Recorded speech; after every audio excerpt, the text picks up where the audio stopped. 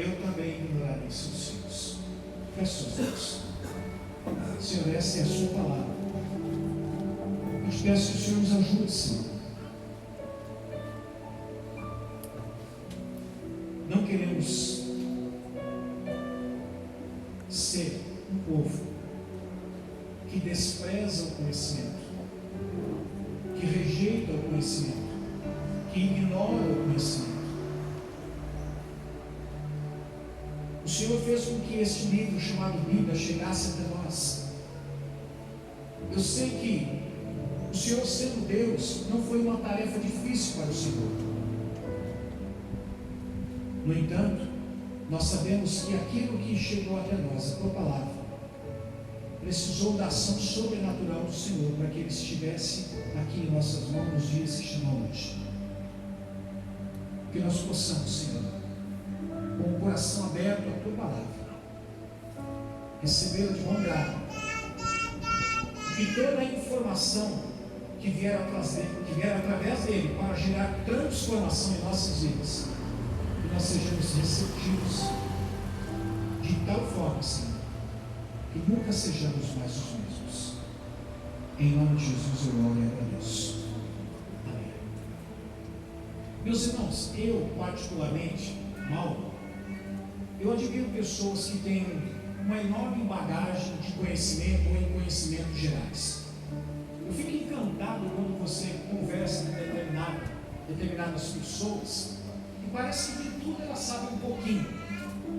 Parece que qualquer assunto que você entra para conversar com determinadas pessoas, pelo menos de uma forma geral, elas têm um determinado conhecimento.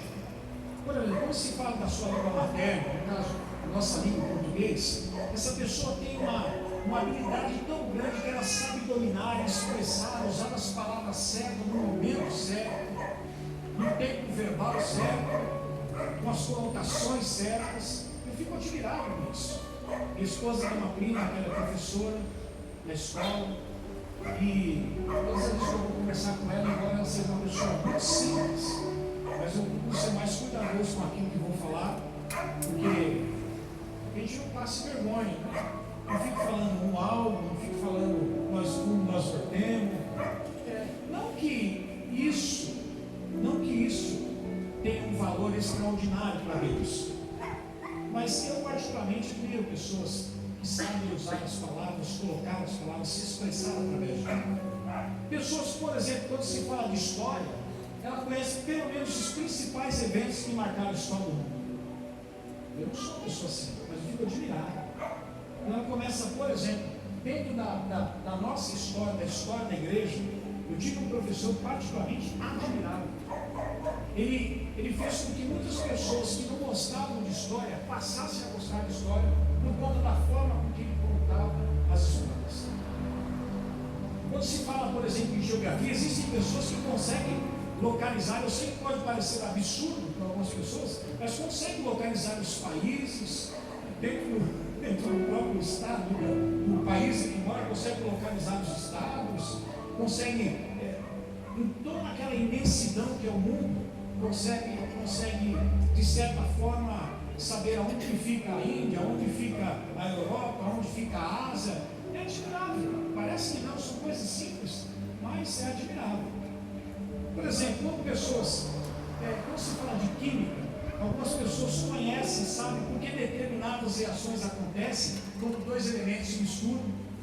Esse dia o Pedro estava mostrando para mim, um rapaz, a grosso modo foi isso, ele fez aquelas bolinhas de sabão, dentro da bolinha de sabão ele soprou uma certa substância, parecia uma fumaça de narguilé, aquele negócio formou aquela bola azul, caiu na água, ficou pipocando de um lado para o outro, daqui a pouco ela explodiu, aquela fumaça toda foi baixinha, formou uma figura, e eu fiquei assim, claro, e certamente existe uma explicação, porque tem uma reação ali. Eu fico assim, abismado de queixo caído quando encontro pessoas que têm esse conhecimento. Por exemplo, pessoas que quando se fala de biografia, ela conhece pelo menos os principais escritores, ela conhece. Quando se fala de política, ela conhece bem a hierarquia política, como funciona. E eu digo para você, meus irmãos, o conhecimento, ele traz respeito a essa pessoa, admiração. credibilidade. Mas mesmo eu tenho esse respeito, essa credibilidade, essa admiração por essas pessoas que de tudo conhecem um pouquinho, existe um grupo de pessoas que mais me impressiona ainda. Não são essas pessoas que, embora eu também as admire, não são essas pessoas que têm conhecimento e conhecimentos gerais, mas as pessoas que eu mais admiro são aquelas pessoas que têm uma enorme bagagem do conhecimento sobre Deus e de Deus. Quando eu vejo alguns pregadores, alguns preletores, mestres, ensinando a palavra de Deus, e dentro daquilo que eles estão ensinando, trazem para nós um aprendizado tão longo e tão bom. Quando essas pessoas contam as suas particulares experiências que elas tiveram ao longo da sua vida com Deus, eu já começo a colocar em segundo plano aquelas pessoas que eu não deixo de admirar, que têm conhecimentos gerais, mas eu já começo a colocar em segundo plano essas pessoas. Eu começo a admirar em primeiro plano essas pessoas que têm uma relação de intimidade com Deus. Por quê? Essas pessoas que têm conhecimentos gerais, ela tem a minha atenção, o meu respeito, a minha credibilidade. Por quê? Porque essa questão de conhecimentos gerais, ela torna a pessoa uma pessoa tanto quanto popular. Mas o conhecimento da verdade traz intimidade. E como para mim, e talvez provavelmente para você, é mais importante eu me tornar em alguém íntimo do Senhor do que alguém popular, então eu passo a admirar muito mais essas pessoas que têm conhecimento sobre Deus e de Deus, mais do que essas pessoas que têm conhecimentos gerais.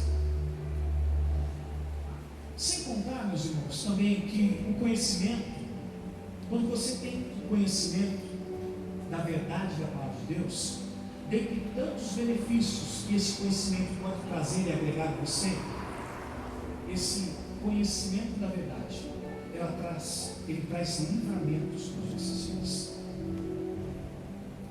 Eu gostaria dessa noite falar um pouco sobre esses livramentos que nós temos quando adquirimos o conhecimento da verdade.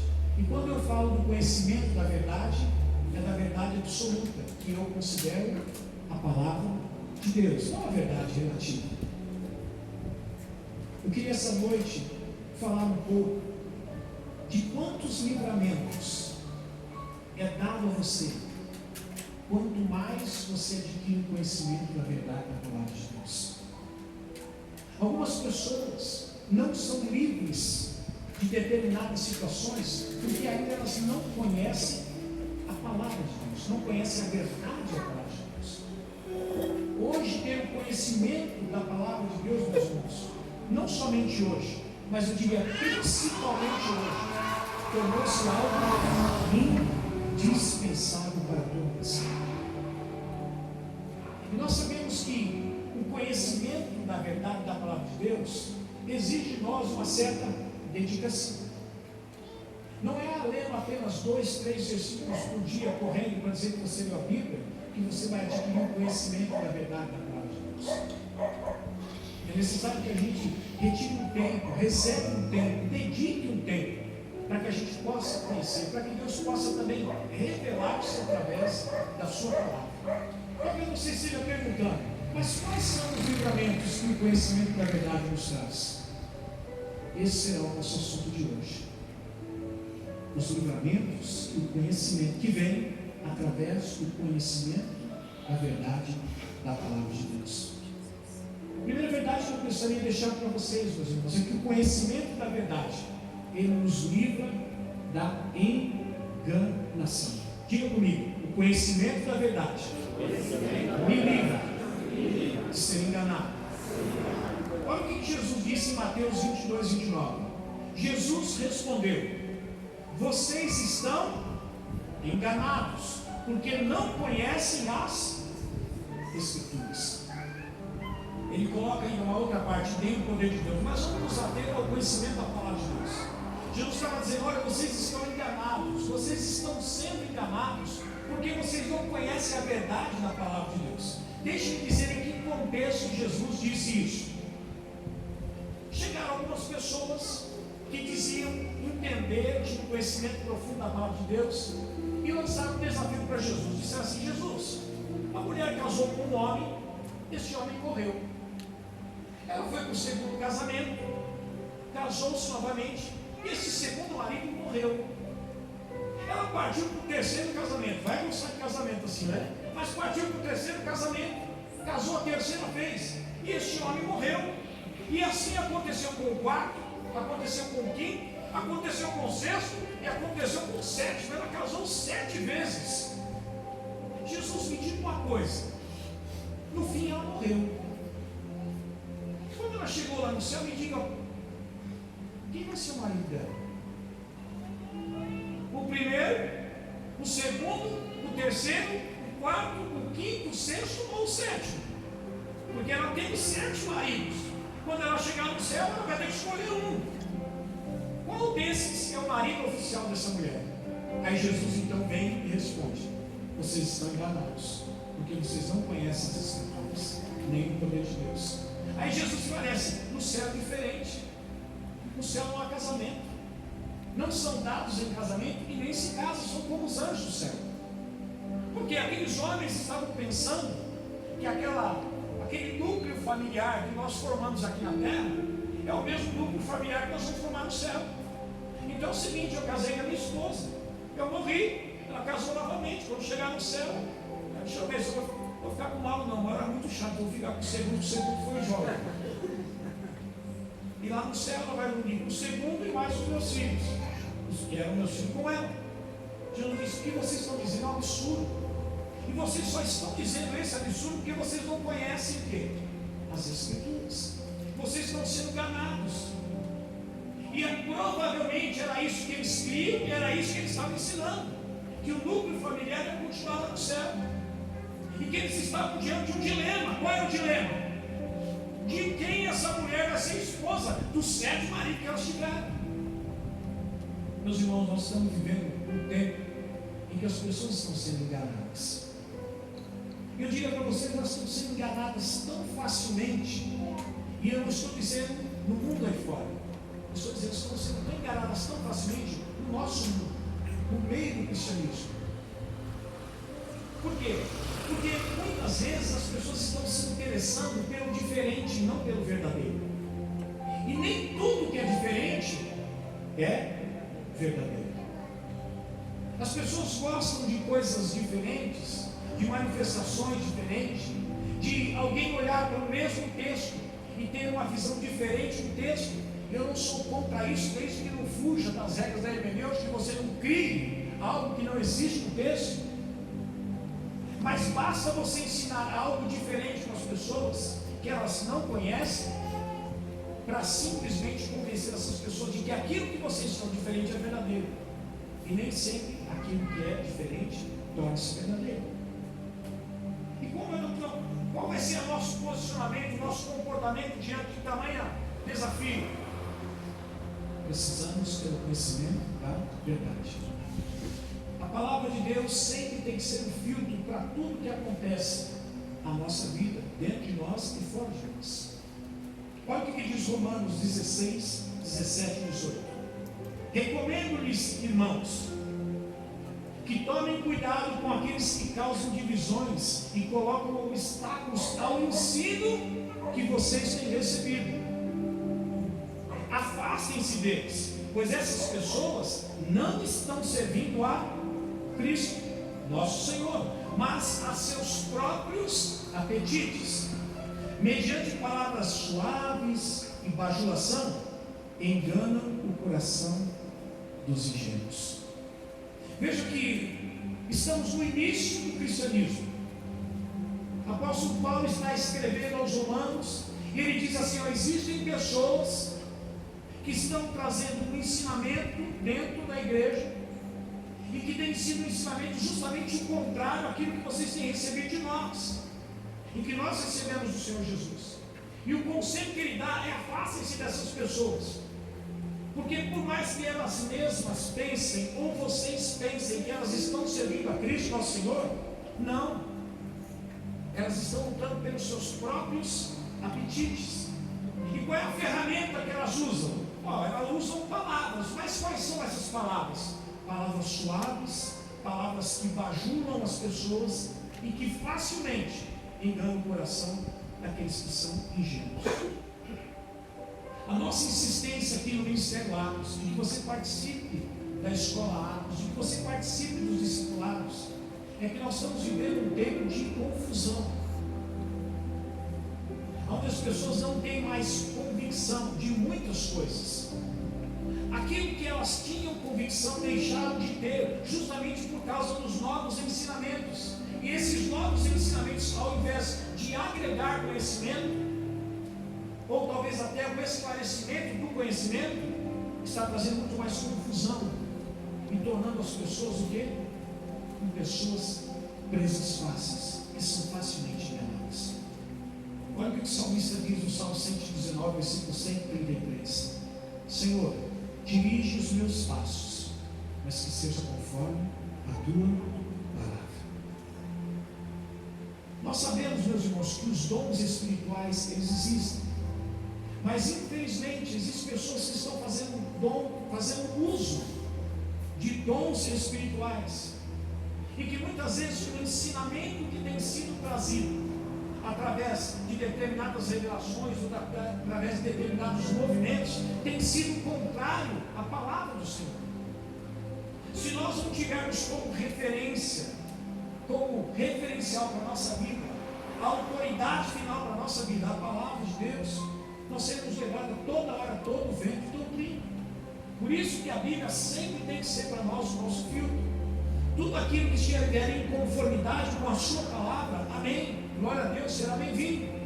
Mas tudo aquilo que se opor à palavra do Senhor, nós não devemos receber de bom grado, como de bom grado precisamos receber tudo aquilo que vem da palavra do Senhor. O conhecimento da verdade vai livrar você de ser enganado. Quantas pessoas são enganadas a respeito de espíritos que estão caindo? Quantas pessoas são enganadas a respeito de movimentos? Quantas pessoas são enganadas na sua mente? Não sabem como agir, não sabem como fazer, porque falta a elas o conhecimento da palavra de Deus. Jesus, quando foi tentado, em algum momento da sua tentação, Satanás disse para ele: olha, por que você não transforma essas pedras em pães? Ora, o Deus que teve a capacidade de fazer ressuscitar um homem que há 4 dias estava morto, será que ele não podia transformar aquelas pedras em pães? Certamente podia. O mesmo ser, o mesmo Deus que fez de 5 pães e 2 peixinhos alimentar a multidão e ainda sobrar 12 cestos cheios, será que ele não poderia ter transformado aquelas pedras em pães? Sim, poderia. Mas ele entendeu que ele não estava ali para fazer e satisfazer os caprichos do diabo. Por isso ele diz assim: nem só de pão viverá o homem, mas de toda a palavra que sai da boca de Deus. Não bastando isso, Satanás então leva Jesus a um determinado lugar, num pináculo, e diz assim: por que você não se atira daqui? Porque está escrito na tua palavra que você dá ordem aos seus anjos, ao seu respeito, para te guardar. Atire, os anjos vão te salvar. Qual foi a resposta de Jesus? Qual foi a resposta que ele deu? Não tentarás o Senhor teu Deus. Sabe, meus irmãos, um dos maiores conhecedores da palavra de Deus, que é o nosso maior oponente, é o próprio diabo. Por isso, para o cristão, ser conhecedor profundo das Escrituras, hoje tem sido um desafio, para que ele não seja enganado, e o rebanho talvez que esteja seguindo ele, também não seja enganado. O conhecimento da verdade, diga comigo, o conhecimento da verdade me livrará de todo engano. Segunda verdade, o conhecimento da verdade nos livra da prisão. Quantas pessoas estão presas porque não conhecem a verdade? João 8,32 diz assim: e conhecerão a verdade, e a verdade vai fazer o quê? Espera um pouquinho. Se alguém precisa ser liberto, significa que esse alguém está preso. E Jesus diz assim: olha, conheçam a verdade, busque o conhecimento da verdade, e essa verdade que você buscar através do conhecimento vai livrar você da prisão que você se encontra. Quantas pessoas estão aprisionadas, tratando da sua alma, enquanto o problema é espiritual? Quantas pessoas às vezes estão com enfermidades no seu corpo? Estão tratando com medicamentos, e não é errado você tratar, ir ao médico. Eu não estou fazendo apologia para não ir ao médico, muito pelo contrário. Você pode ir fazer o seu check-up, você precisa cuidar do tempo do Espírito. Mas às vezes o tratamento que você está fazendo no seu corpo não tem origem no seu corpo, mas é uma doença psicossomática. Enquanto você está combatendo o efeito, você precisaria combater o quê? A causa. Quantas pessoas estão presas pensando que estão libertas? Aliás, pessoas que ainda não conheceram a verdade, elas dizem que nós estamos presos, que nós nos tornamos escravos de uma religião e que eles estão livres. Mas justamente as pessoas que pensam que estão livres é que estão presas. E que aquelas pessoas que eles pensam que estão presas são essas que verdadeiramente são livres. 2 Pedro 2, 18 e 19 diz assim: pois eles, com palavras de vaidosa arrogância e provocando os desejos libertinos da carne, seduzem os que estão quase conseguindo fugir daqueles que vivem no erro, prometendo-lhes liberdade, eles mesmos são escravos da corrupção, pois o homem é escravo daquilo que o domina. Quantas pessoas estão escravizadas em determinados pecados, mas se consideram livres por poderem fazer aquilo que querem fazer, sem entender que aquilo que elas estão querendo fazer, elas estão obrigatoriamente fazendo porque são escravas, estão presas. E o preso não escolhe ser livre. O preso precisa ser livre para ser livre.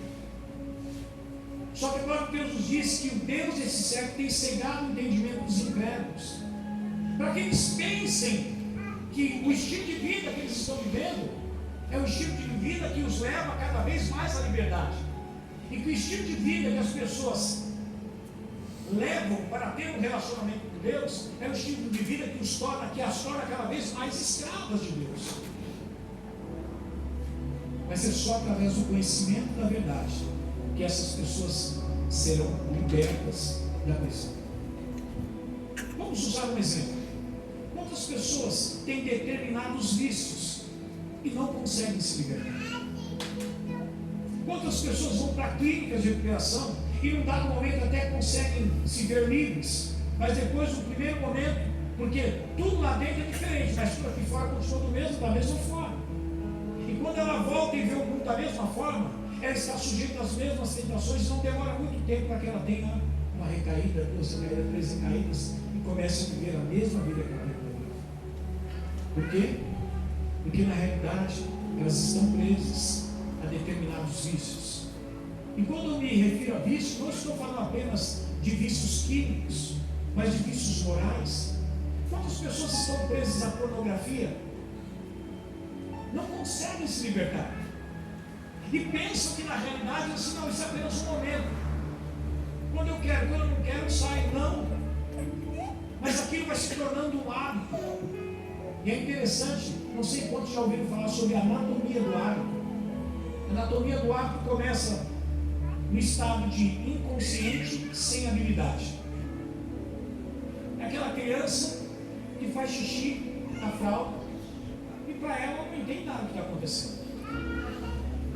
Ela não sabe o que é xixi e também não tem a habilidade de tirar a fralda e ir lá na bacia vai ver xixi. O segundo estágio é aquele consciente, mas sem habilidade. É o momento em que a criança percebe que ela vai fazer xixi, mas ela não sabe o que ela tem que fazer naquele momento que ela está fazendo xixi. Aí o terceiro momento é o consciente com habilidade.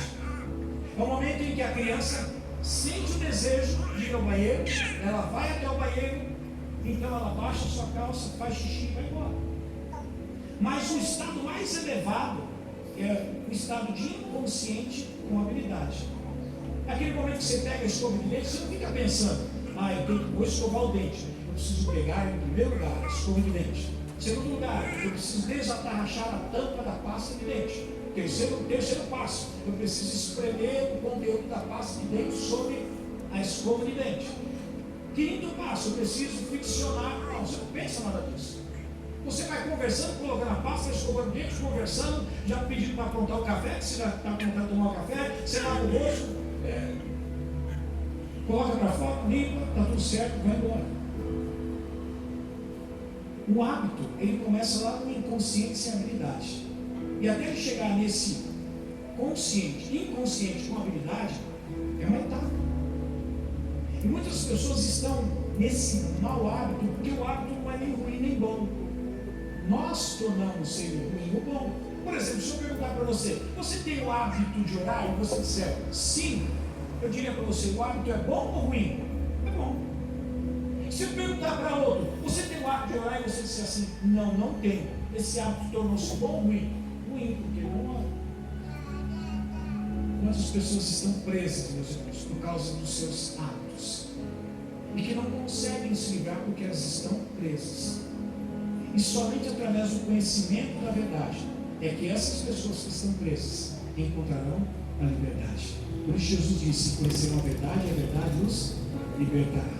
Romanos 8,2 diz assim, porque por meio de Cristo Jesus, a lei do Espírito de vida me libertou da lei do pecado e da morte. O Senhor sabia que seria impossível para nós cumprirmos na íntegra, observarmos na íntegra os 10 mandamentos. Vamos colocar assim, grosso modo, o decálogo. Sozinho não conseguimos.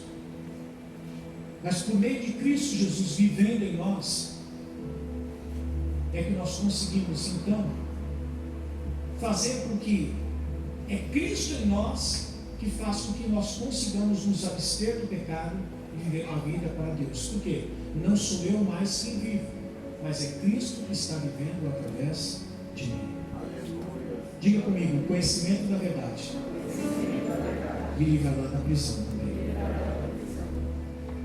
O conhecimento da verdade também, meus irmãos, nos livra da depravação. Primeiro, deixa aqui definir para você o que eu estou querendo dizer com depravação. Depravação, sinônimo de depravação seria perversão, corrupção, algo que se estraga, algo que se degenera, quando falta rigidez moral. Vamos tomar uma dessas definições aqui, por exemplo, a depravação. De depravação, vamos tomar uma definição que chama-se degeneração. O que é degenerar? É uma destruição progressiva das características do quê? Originais. Por exemplo, quem sofre de Parkinson tem uma destruição progressiva do sistema nervoso central. Quando eu digo que o conhecimento da verdade nos livra da depravação, é porque o homem ele é inclinado para o mal desde a sua infância. Mas ele pode tornar-se pior do que ele é. O homem pode ser muito mais ruim do que atualmente ele é. Aliás, o pecado na vida do ser humano já nasce com o ser humano desde a infância. A palavra de Deus diz que a criança já tem o seu coração inclinado para o mal. Mas nenhuma criança é tão má quanto ela pode se tornar assim.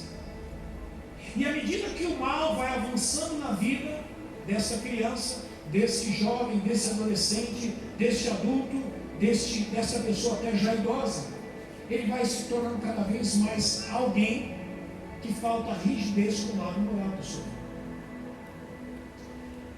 Romanos 1,28 diz assim: além do mais, visto que desprezaram o conhecimento de quem?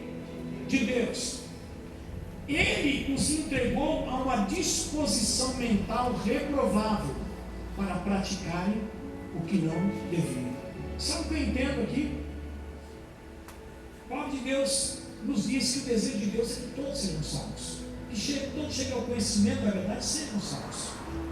Mas existem pessoas que, por questões particulares, não vamos entrar no mérito da questão, elas não se interessam pelo conhecimento de Deus. Mas existem pessoas que não só não se interessam pelo conhecimento de Deus, existem pessoas que desprezam o conhecimento de Deus. Uma coisa é você não ter interesse pela verdade, outra coisa é você tornar-se alguém que rejeita a verdade. Eu conheço pessoas que não são entusiasmadas para aprender a palavra de Deus, mas não rejeitam. Existem pessoas que, além de não se interessarem, elas rejeitam o conhecimento da palavra de Deus. E olha que interessante, o livro de Romanos diz assim que, porque essas pessoas desprezaram o conhecimento de Deus, ele quem? Deus os entregou a uma disposição mental reprovável.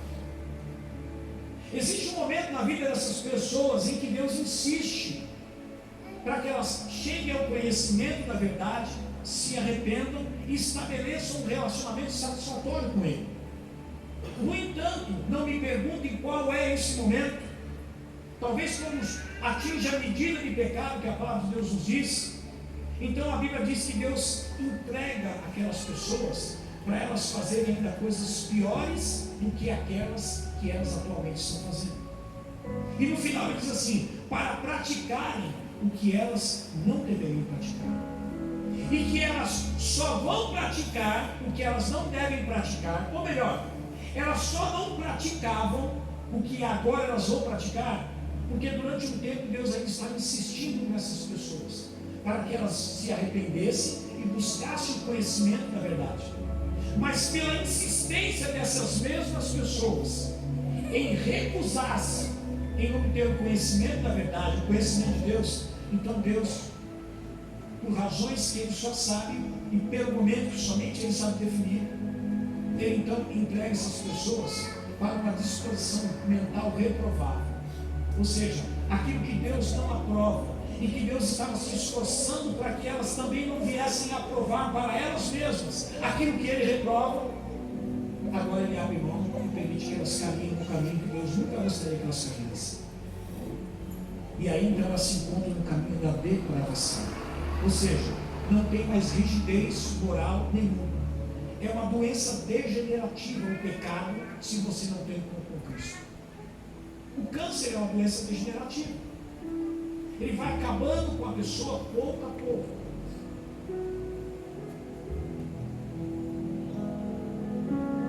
Da mesma forma que o câncer, quando não consegue ser combatido, ele vai progredindo até que se encontra no estado de metástase e não existe mais solução. O pecado também é assim. O pecado ele começa quando nós nascemos. E ele vai evoluindo à medida que os pais educam ou não educam, ensinam ou não ensinam o caminho do Senhor. E essas pessoas vão chegando a um grau de depravação moral, de degeneração, que ao invés delas se aproximarem de Deus, elas vão se distanciar de Deus. E só o conhecimento da verdade é que vai trazer um livramento para essas pessoas não se tornarem pessoas depravadas. Você pode ver que a palavra depravado se tornou algo, em alguns momentos, subjetivo para nós, né? Quando você diz assim, a pessoa, ela não tem qualificação moral nenhuma. É uma pessoa que não separa mais o certo do errado, porque o certo e o errado depende muito da concepção que ela tem de certo e errado. Você vai percebendo que a pessoa vai regredindo cada vez mais moralmente. Quando eu era criança, eu me lembro de um acontecimento muito feio, muito triste que houve. Quando nós fomos morar onde meus pais moravam, do outro lado não tinha casa, era um terreno vazio.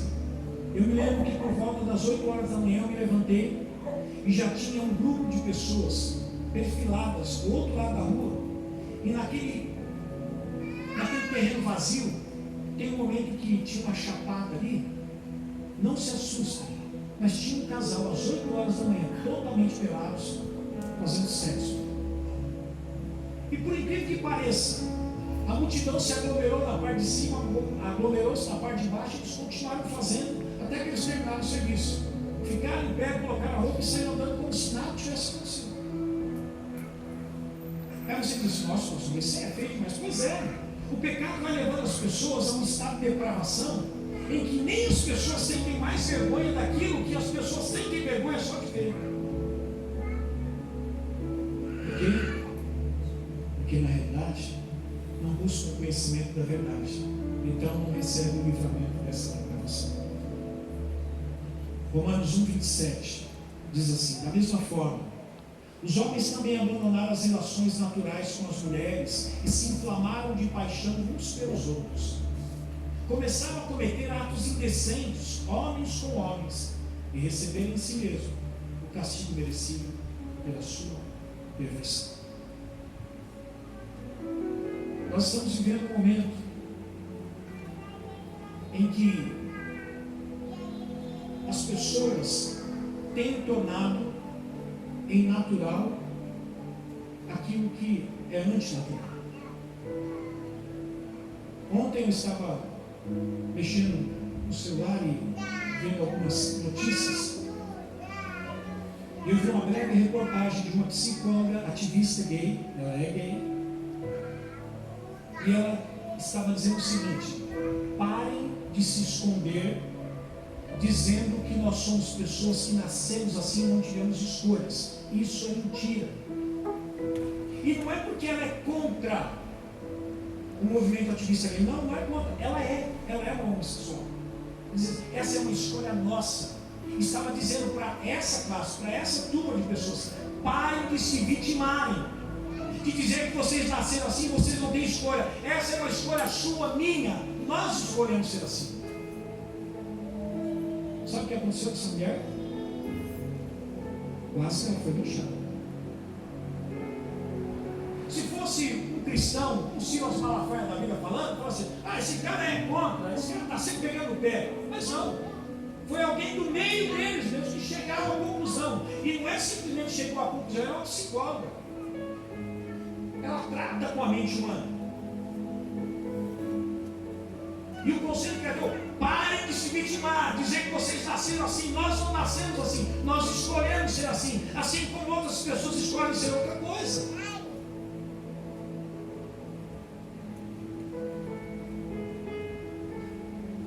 Colossenses 3,8 diz assim: mas agora, abandonem todas essas coisas: a ira, a indignação, maldade, maledicência e linguagem indecente no falar. Você pode ver que uma pessoa que é habituada a falar palavrão, o caminho dela é cada vez se encontrar um palavrão pior que o outro. De tal forma que às vezes, ao ouvir a verbalização de determinados palavrões, você se sente mal. Coisa que essa pessoa que verbaliza o palavrão não sente mais, porque está no caminho da depravação do cara. E só o conhecimento da verdade é essa que acabamos de dizer. Abandonem todas essas coisas, inclusive a linguagem decente no falar. Isso não convém. Sexta-feira eu fui até do Itu, lá visitar o meu anjo com meu pai. Na volta nós paramos no McDonald's para comer um lanche. Meu pai deve lembrar disso. Uma mocinha que trabalhava ali, estava trabalhando no McDonald's, saiu na hora do almoço, era que ela sentou para comer o almoço dela. Aproximadamente uns 16 anos. Ela já começou a escrachar o lugar que ela estava trabalhando. Eu estou trabalhando aqui. Esse lugar é pi, o fulano é pi, não sei o que é pi. A boca da menina era algo assim assustador. Eu não sabia se eu usava as mãos para comer o lanche ou para tapar os ouvidos. E eu fiquei pensando, aquilo que para ela tornou-se algo muito natural, para Deus é algo que entristece. O Senhor sempre quer o melhor das pessoas. Algumas pessoas se escondem atrás dos seus temperamentos. É que eu sou assim. É Deus que me fez assim. Deus que me fez um sanguíneo, como diz minha esposa, um sanguíneo hemorrágico. Sim, mas essa força toda do sanguíneo hemorrágico não é para caminhar para a depravação, mas é caminhar para a santidade. Seja radical, não para a depravação, mas seja radical para a santidade. E eu termino essa mensagem dizendo que o conhecimento da verdade nos livra também da perdição. 1 Timóteo 2, 3 e 4 diz assim: isso é bom e agradável perante Deus, nosso Salvador, que deseja que todos os homens sejam salvos e cheguem ao conhecimento da verdade. O desejo de Deus é que ninguém se perca, nem aquele que está na igreja, que já entregou sua vida a Cristo, que ele não se desvie, nem tampouco aquele que ainda não tem o conhecimento da verdade.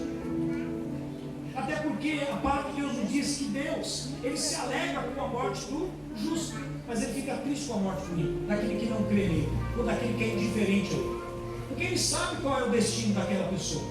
Sabe que o destino daquela pessoa é um lugar de sofrimento eterno, que nunca mais ela vai sair do lugar onde ela vai sofrer eternamente. Então Timóteo, quando Paulo escreve a Timóteo, diz assim: olha, Deus deseja que todos os homens sejam salvos e cheguem ao conhecimento da verdade, porque o conhecimento da verdade vai livrar o homem do quê? Da perdição eterna.